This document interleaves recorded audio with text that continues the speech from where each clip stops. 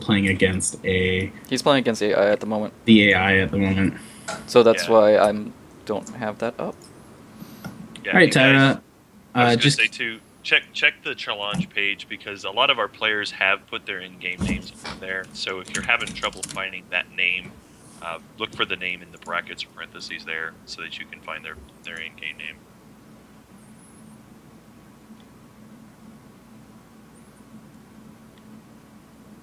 if an opponent disconnects at the start of the game and they time out, do we redo the match or count it as a win-loss? I think you kind of just have to make a rules decision on your own on the fly there. Like, if you're willing to let your opponent replay the game at that point, that's up to you. It would be the nice thing to do. Uh, Personally, I think I would say, yeah, sure, let's remake if the game was like only one or two turns in. But like, obviously, if that happened, I think it comes down to whoever didn't disconnect because, you know. Yeah, if it's questionable, then just contact the 5 Shards accounting game. They'll help Yeah. you out with ruling.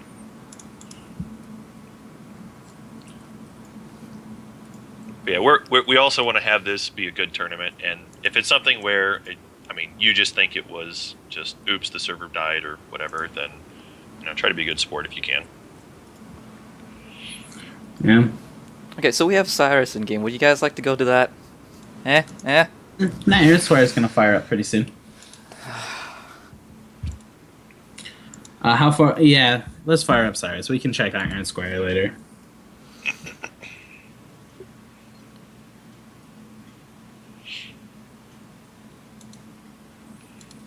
I will go back and I will load up Cyrus's stream. Takes me all of 2 button clicks. Not sure why it's taking you more. Okay, so I gotta pull it up. I gotta Yeah. do the screen Excuses. region. I have to set up the scene. I have to save the scene, apply the scene, and change to the scene. Yeah, things happen. Killa Lowell, if your opponent played Shards of Fate, specifically Shards of Fate, that is an illegal card in the format. I would take a screenshot and message 5 shards in game. I don't believe I saw any in the deck list, and I'm severely hoping that that's not the case. Bear in mind, it might have just been one of the dual shards. Of course, any questions you guys have, message in chat or ask 5 shards.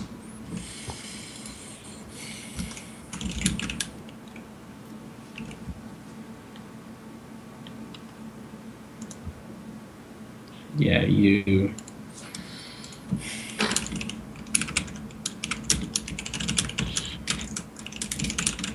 Alright, well I guess we could go ahead and start talking about Cyrus's game here. Looks like he's playing a Ruby Wild deck here. Lionel Flynn is his champion. You see he's got the tiers in play. He's decided to go ahead and get himself another shard here. And his opponent, Chemosh, is playing with Benoshi as his champion. And he's got the 1/1 life drain in play. Yeah, and we've got the card guard up from Cyrus. A really nice little card guard, actually, so that's good. We have no idea what's going on either side of this match. Jags is down now, though. That's pretty crazy. And a tunneled troop from Chemosh. Do you think that there's a possibility that's the Monsoon? Can't be Grave Nibbler. Whoa! Well, that's scary.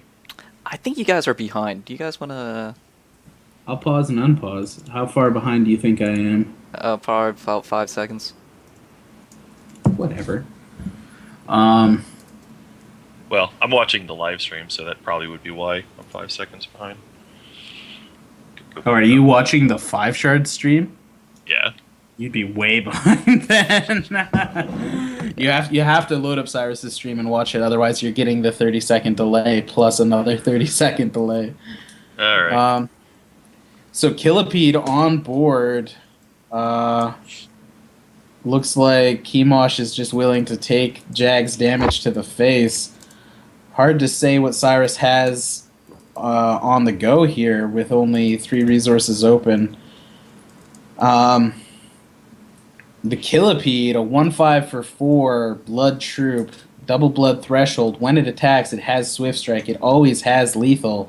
If it deals damage to an opponent, it will toxify them, and if it deals damage to a toxified opponent, that opponent is poisoned to death. They die. They are done. They're destroyed.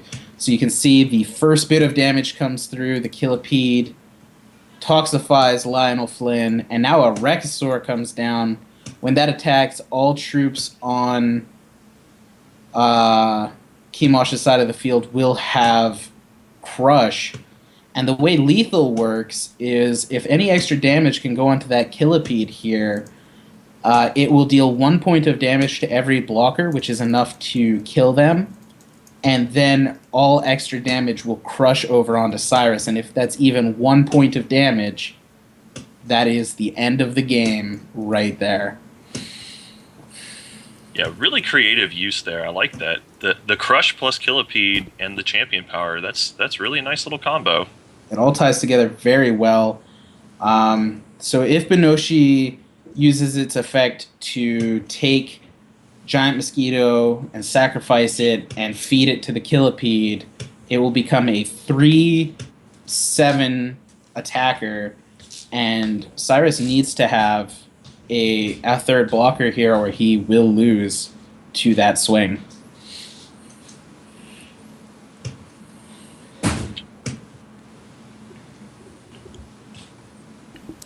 So in addition, the Tunnel Troop was Wakazashi Ambusher, which will, in addition, kill Jags the Blade Master. When it surfaces, it gives -X to target troop, where X is its attack.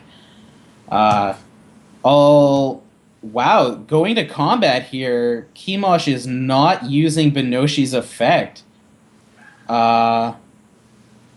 He still has cards in hand, so I guess this could be a Crackling Sprout or the like, but I think Chemosh just lost. Like, Chemosh had lethal there.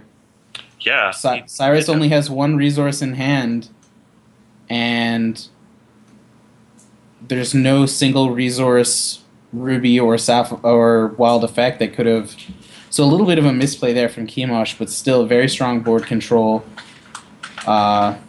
It would still take a lot for him to lose this game, I feel. Looks like we're getting to 6 resources on Cirouss. He still has 5 cards in hand. You can tell if you look at the far left indicator beside his name, beside his keep name.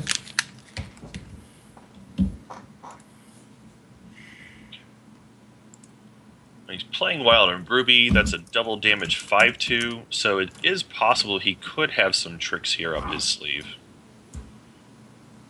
We see a Crackling Sprout.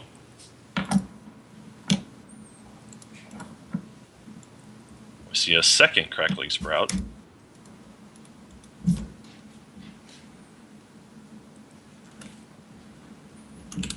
Chemosh puts an Arborean Rootfather back into the deck.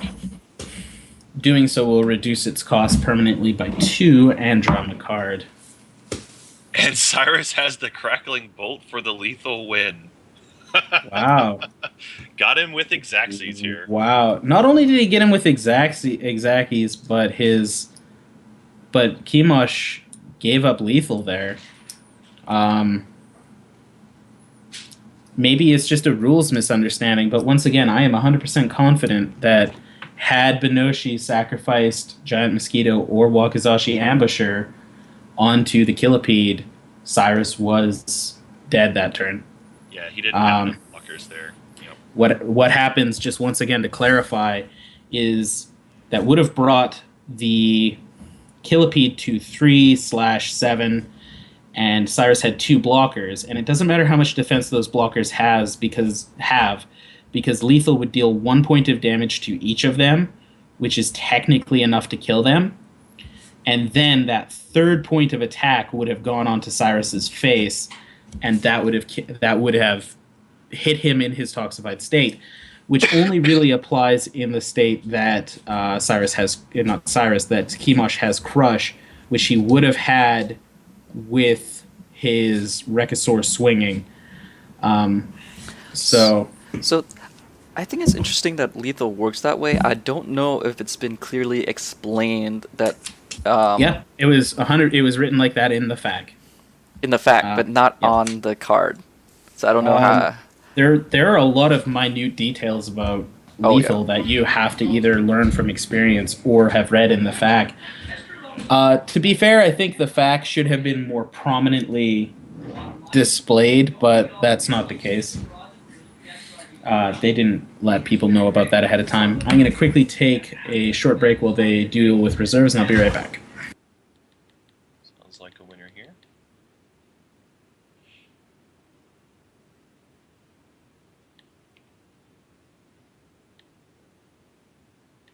So we are still waiting. Don't want to give too much information about what's going on with the sideboarding here with the reserves. Um, so how do you guys want to do this? Stay on this game or move on to Aaron Squires? Well, I think we should go ahead and just stick with this game since we're on here now.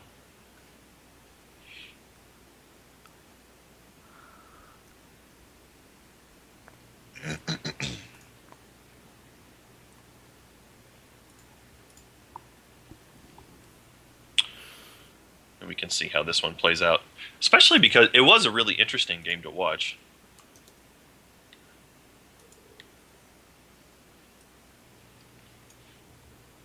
So we saw Crush with Killipede.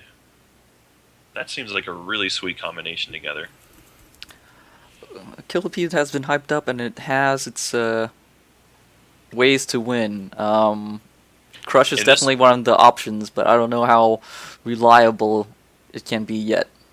it's Especially, interesting in this format because there's so few hard answers that can kill a Killipede. There are ways to do it, but it is pretty tough to kill him, especially the turn that you play him down. Pretty innovative. I like that.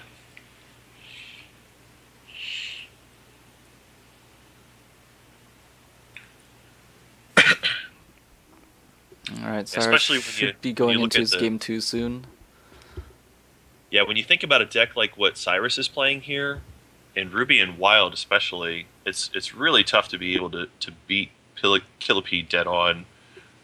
And I think he just played it exactly right to be able to just outrace him with his troops and push through the damage before the Killipede could take over. Because I think he has a hard time just being able to try to beat Killipede straight up. But he went around it pretty well that game.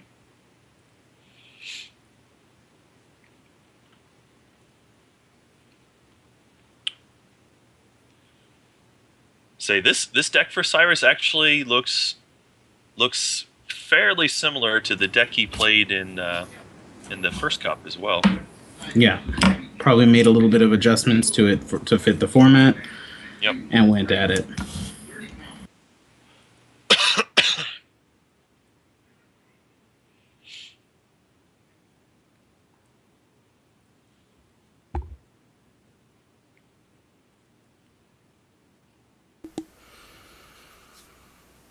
Cyrus still isn't in game yet, so we're waiting for that. Yeah, it looks like him and his opponent are waiting for a challenge to expire there.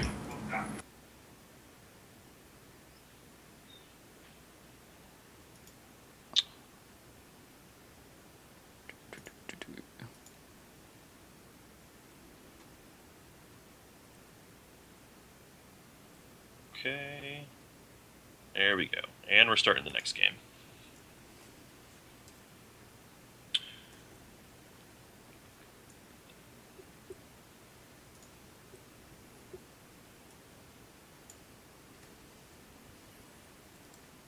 All right.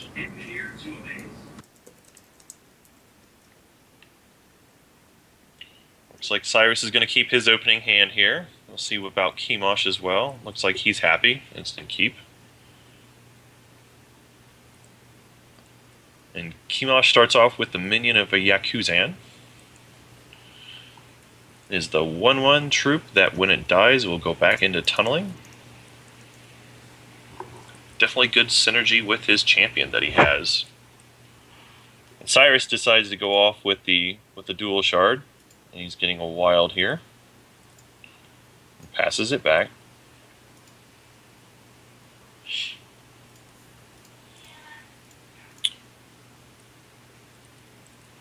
So Chemosh leads with his second blood. Yeah, getting that second blood out there. The minion of Yakuzan's going to get a little bit of damage through here.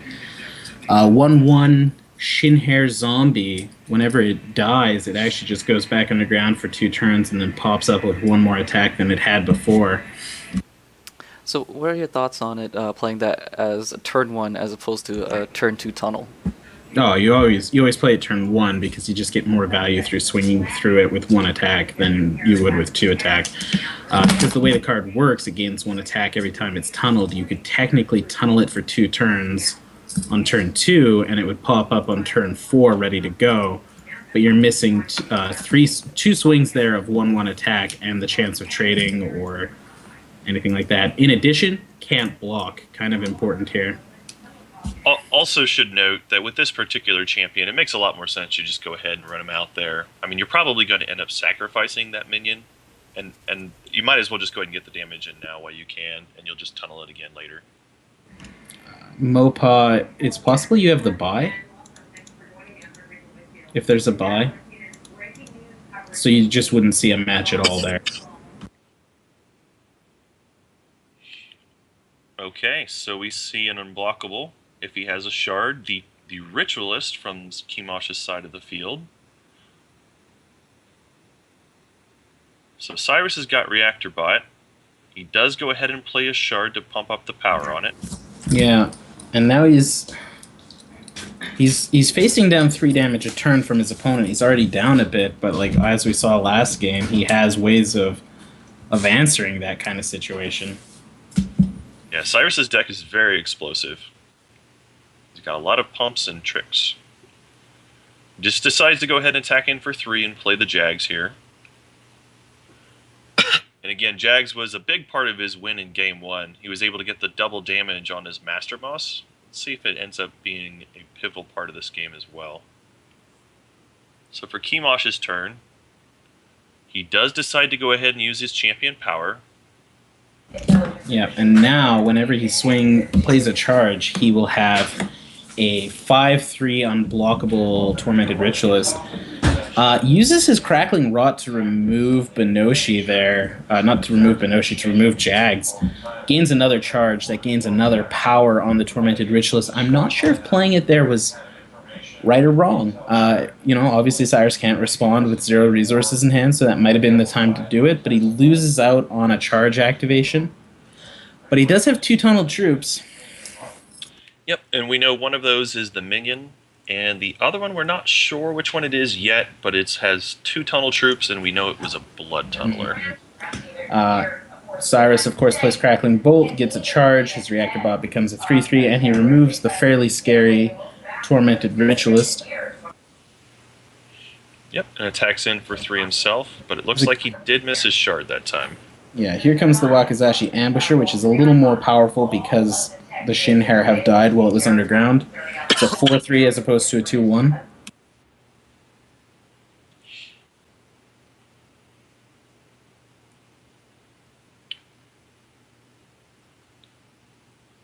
And he will swing in because coming off tunneling, he's got the speed. He's got Cirouss on a 2-turn clock here. And now he makes the Killipede as well. He's got a lot of pressure for Cirouss. Let's see what he can bring back here.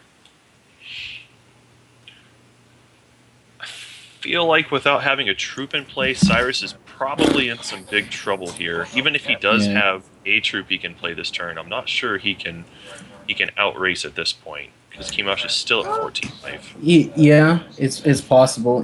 He has to be very careful. Chemosh has to be very careful. Still no Wild Threshold. And we know he's playing wild cards. Specifically, Rekisaur has double Wild Threshold, So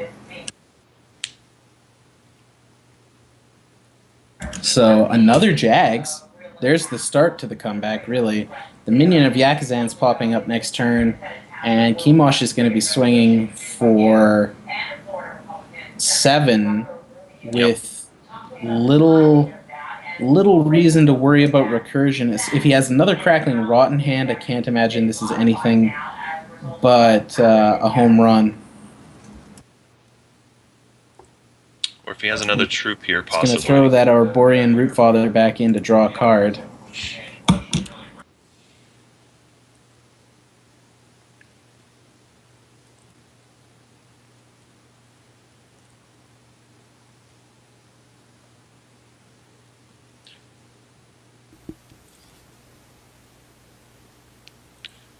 So what do you guys think about that attack and block pattern?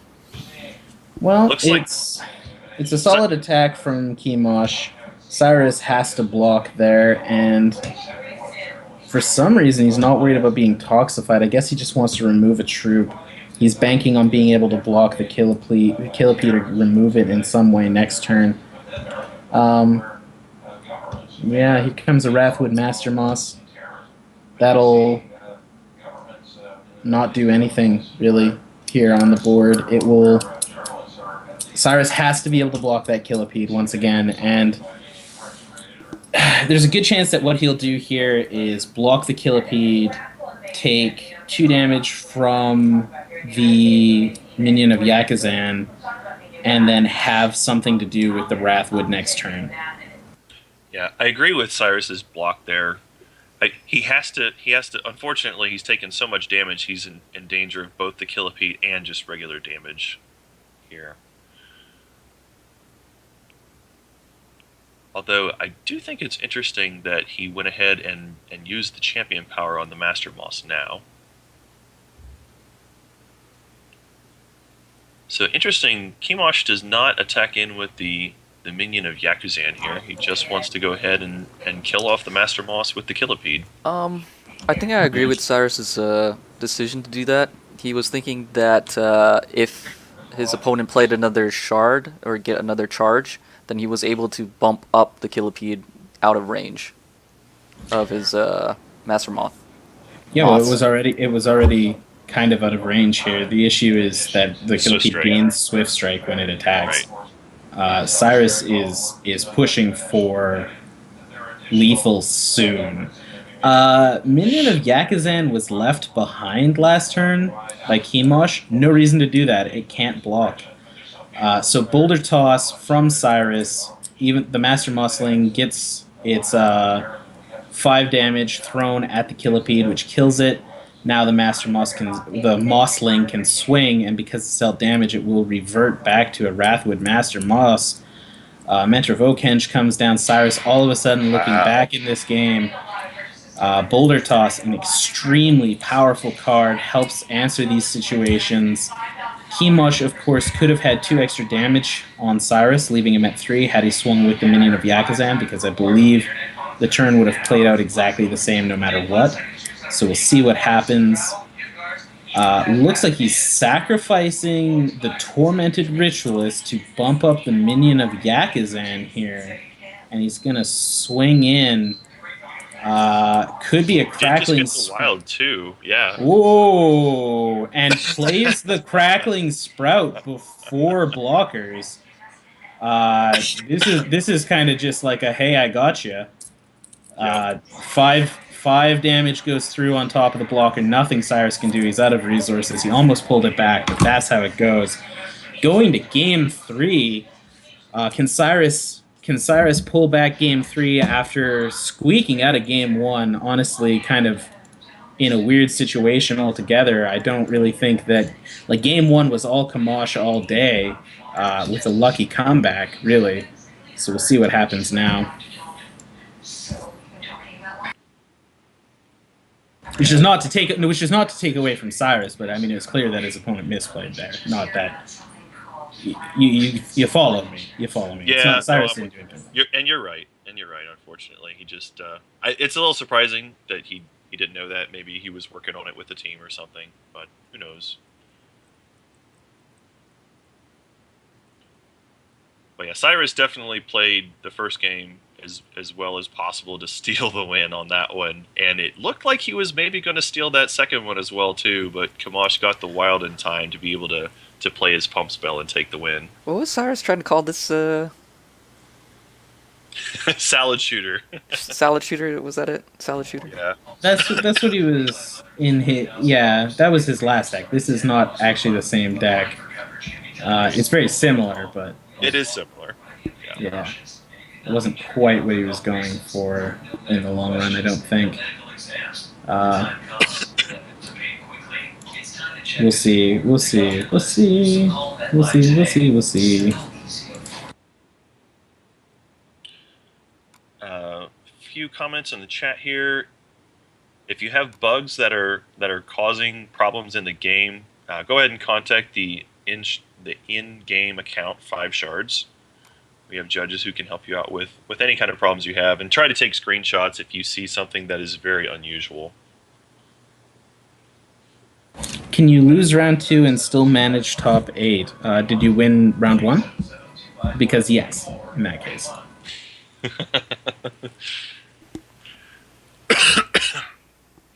Alright, we will post the link for the drop. Give me just a second here. Or Tech Monkey, if you want to go ahead and do that, that'd be great. Looking.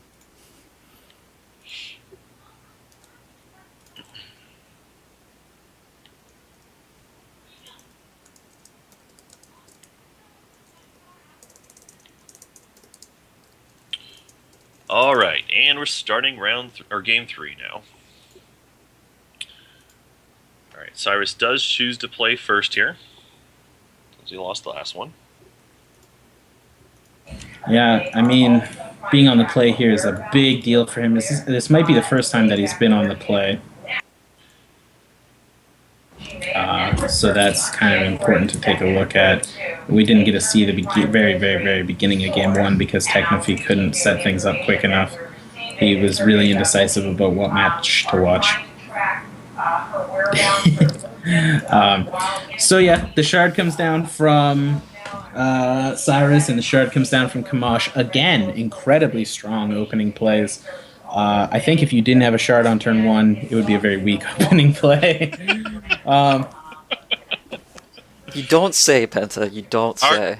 This is the commentary you get. I mean, turn 1.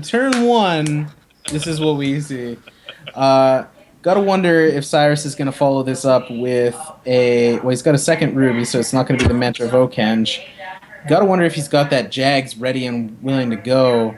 Chemosh, of course, does not have Minion of Yakuzan in his opening hand this time. That's kind of worth mentioning because Minion of Yakuzan is his big Benoshi target, really. Like, it gives him a lot of options. You either pump up the minion itself, or you pump up, or you sacrifice the minion to pump up other things. He has Giant Mosquito, the 1/1 Flight Life Drain, 2-cost Blood Troop, who's attacking the same guy who got attacked by the Giant Corpse Fly. This guy's amazing for a couple of reasons, but the biggest and most important one that comes to mind is Life Drain will pull him out of the Boulder Toss, double damage, crackling, destroy, salad toss range, which is why Cyrus is like, nope, no thank you, have a crackling bolt, we're done.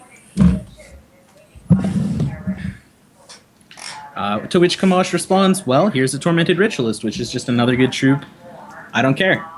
This time, Chemosh does have his Wild Threshold online, so we've got a little bit more value. Cyrus plays his third shard. It is the Wild. Here comes the turn 3 Jags 3 times in a row. Jags, the Blade Master, 3/2 human, for single Ruby Threshold, will inspire all troops with cost equal to or higher than its own with double damage. Yeah, it was turn 4. He did miss one shard drop. Oh, okay. He missed. Okay. Still, one of his first troops every game. Chemosh this time sacrificing another Giant Mosquito to power up his Tormented Ritualist. If this remains on the board, all he needs is a way to gain 4 charges, and he can actively destroy Cyrus's health pool, no problems, because unblockable is, of course, unblockable. Cyrus could have multiple answers to this. A Boulder Toss or a Crackling Bolt is, of course, an immediate response, and he could choose to out-damage him with something else. We see him immediately getting ready to target something here. There it is, Crackling Bolt. Whew. Not only does that Crackling Bolt come down, but you know what this means, JJ. We've got the double damage Lionel Flynn charge power ready to go out if Cyrus finds another troop, but he doesn't play a shard, so 5 non-shard cards in hand. Yeah, he's got lots of power here. And he's got the Jags, which is one of his most important developmental cards. Feels like he kept a hand that just needed to get the shard to get there because he's certainly shown us a lot of really powerful cards here to start with 2 Crackling Bolts and the Jags as well. Here we see the Wakizashi. He's just going to go ahead and just straight up play it. So Yeah. he can take out the Jags this time. Kills Jags. Wakizashi is a fantastic answer, actually, to Jags the Blades Master. It's been used very effectively by Chemosh. I haven't seen a time where it's come into play and not given him some sort of value. Clearly, it hasn't won a game for him yet, but it got really close in game 1. And, I mean, it didn't hurt in game 2. Yeah, he probably should have with game 1 with that kill from that Wakizashi. Well, yeah, I mean, without harping on it, like, not to be unfair to him. That's true. Yeah. But here comes the Swagapede one more time with his gold tooth, his fine necklace, and a ring on every finger. chain. The Swagapede comes down. Wait. It's got a million It has legs. fingers? Yeah, it's got a million legs. It's got little leg bracelets. Wouldn't those be like toes? Yeah, sure. It swings at you. It's got a million legs. How are you going to run? It'll tell you if it's got fingers or legs. It decides on the fly. The 1/5, Swift Strike when attacking, lethal all the time, toxifies a champion with 1 damage, kills it if it's toxified. It looks like Cirouss saw that Killipede and said to himself, Killipede's no problem. Risteral's like, whoa, you're hardcore. If you guys can't see his chat. Cirouss, of course, uses his charge power to make his Okenge, his Metro the Okenge, a 5/1, picks up a rock, hucks it at the Killipede, squashes the bug. You never actually kill a bug with your own hands, because like you get the little bug guts on it, and it's rude. So you throw rocks at him, or shoes across the room. Yeah, but good thing this is all digital, so you don't have to clean up. Ooh, Dishonorable Death. Well, that's unfortunate. So Dishonorable Death is a 5-cost basic action, void target, non-artifact troop, and then your opponent has to discard all cards with cost equal to or greater than, just equal to the Dishonorable Death's target. So if Cirouss had any other 2-cost troops in hand, he'd have had to have discarded them there. Would have been insane played on a Jags, because that would get rid of all Crackling Bolts, all Jags the Blade Masters, and all Boulder Tosses out of Cyrus's hand of 5 cards at the time. Or 4 cards at the time, one or the other. Well, Cirouss is again on the back foot here, though. He has a Stink Troll coming down onto the board, a 3/2 with the 0-cost 1-shot to give another troop crush, and the passive ability to give all crushed troops +1/+1 while it's on the field. That'll be able to stop the Wakizashi, which Cirouss might have to do, given that he's at 13 health already, but the Crackling Rot just says, no thank you, wham bam, thank you ma'am. Here comes the Minion of Yakuzan, which I can't imagine isn't about to be sacrificed for Benoshi's effect. Go underground for 2 turns and feed the Wakizashi Ambusher, making it a 4/3, putting Cirouss on a 4-turn clock here, guys. Yeah, it looks like the mid-range value that Chemosh has gotten from the Wakizashi is really going to be the difference in this particular game, unless Cirouss is able to get something big. Maybe the Wrathwood Master Moss could still turn this around. He does draw another answer to buy himself some time, though. He's got a Crackling Bolt here to go ahead and take care of the Wakizashi.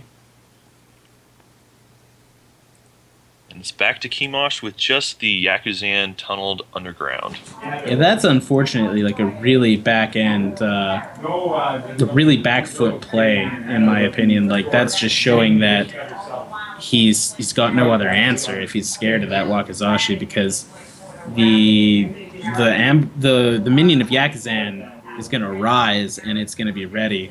Oh, but here comes the big playmaker. The Gore Master, a 1/3 that gains double its own attack every time it gains a charge. A Crackling Vortex and a Crackling Bolt take it from 1/3 to 2-3 to 4-3 to 8-3 to 16-3 very quickly. We've definitely seen Goremaster get out of hand in some of the games. In fact, in the Blood Cup, we actually saw Cirouss. We didn't see it on stream, but there was a game reported where he swung with a 128 attack Goremaster. Crackling Sprout, an incredibly powerful card. Whoa! Chemosh has his own Wrathwood Master Moss. Cirouss's games have been hinging on the Wrathwood itself, and now Chemosh actually just has an answer, just like a ready and willing Wrathwood of his own. It would take an impressive amount. It would take 2 Crackling Sprouts here to take Goremaster's defense out of Wrathwood Master Moss's range. And we do see a second Stink Troll giving the Goremaster crush and +1/+1. So maybe that's what a single Crackling Sprout is enough here. There's the Crackling Vortex. Are we going to see it? Are we going to see all that damage? Here comes the 8-4 Goremaster. Cirouss has 2 resources left in hand. He didn't have it, and honestly, now that I think about it, if he did have it, he would have played it pre-combat and used Lionel Flynn's charge power for the win there. Instead, he just swings, gets 8 damage through. Chemosh is going to need another answer to Goremaster, or he's in a lot of trouble here because that crush will get out of hand very quickly.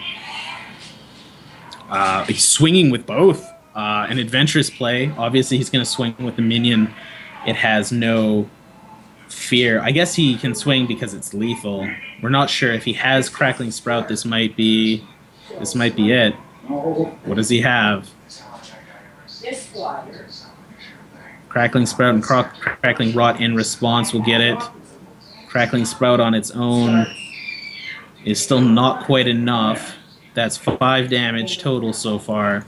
A second Crackling Sprout is enough. And there it is. Nothing Cirouss can do there. His opponent has it all. That 9-9 Wrathwood will crush over.